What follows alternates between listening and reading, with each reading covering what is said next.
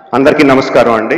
రామోజీరావు గారు ఎన్ని శిఖరాలు అధిరోహించారు. ఆయన అధిరోహించడమే కాకుండా ఆయనతో పాటు ఎంతమందిని చేతులు పట్టుకొని ముందుకు తీసుకెళ్లారు, పైకి తీసుకెళ్లారు, రాష్ట్ర ప్రజల కోసం ఎంత చేశారు అన్నది ఇప్పటి వరకు నా ముందు మాట్లాడిన వక్తలందరూ చెప్పారు. ఆడియో వీడియో విజువల్లో కూడా చూసాం, తర్వాత కూడా ఇంకా చెప్పబోతారు. అంతకన్నా నేను ఎక్కువ చెప్పగలను అనుకోవట్లేదండి, అంత సాహసం చేయట్లేదు. ఒకటే అడుగుతున్నా అండి, అంత చేసిన రామోజీరావు గారికి మనం తిరిగి ఏం చేయగలం? 100% అండి.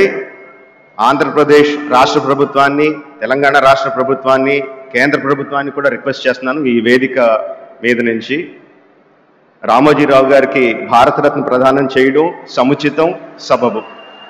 నమస్కారం అండి. Thank you.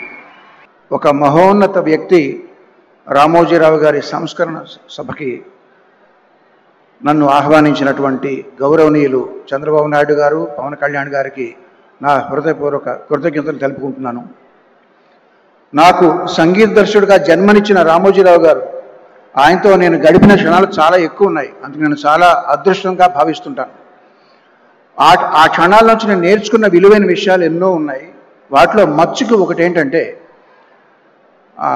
మద్యపాన వ్యతిరేక ఉద్యమంకి ఆయన వంతు కంట్రిబ్యూషన్గా ఆయన రకరకాల ఆర్టిస్టులతో, ఉద్యమకారులతో, రచయితలతో, సంగీత దర్శకులతో, గాయకులతో, ఆయన తెలిసిన వాళ్ళందరినీ పిలిచి పాటలు రికార్డ్ చేసి ఆ ఉద్యమానికి సపోర్ట్ చేశారండి. నన్ను కూడా రమ్మని ఒక పాట రికార్డ్ చేయమన్నారు. నేను అన్నాను, సార్ నేను మెడ్రాస్ వెళ్ళి 4 రకాల ట్యూన్లు నేను మీకు చేసి పంపిస్తానని అన్నాను.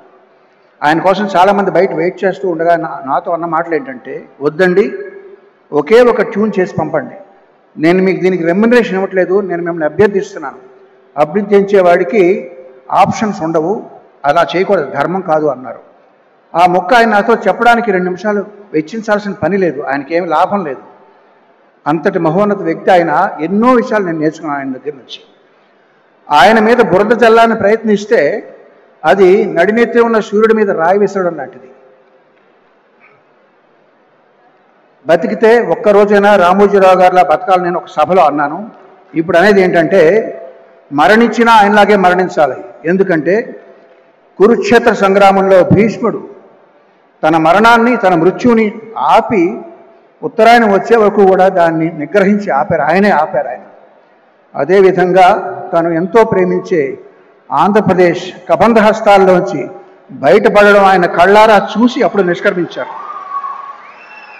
అంచేత మరణించినా ఆయనలాగే మరణించాలి. ఆయన ఫోటో మా పూజ గదిలో ఉంటుందండి. ఎందుకంటే ఆయన దేవుణ్ణి నమ్మరు. దేవుణ్ణి నమ్మని రామోజీరావు గారి ఫోటో దేవుడు ఉండాల్సిన చోట మా ఇంట్లో ఉంటుంది.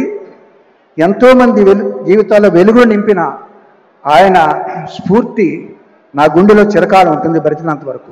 ధన్యవాదాలు.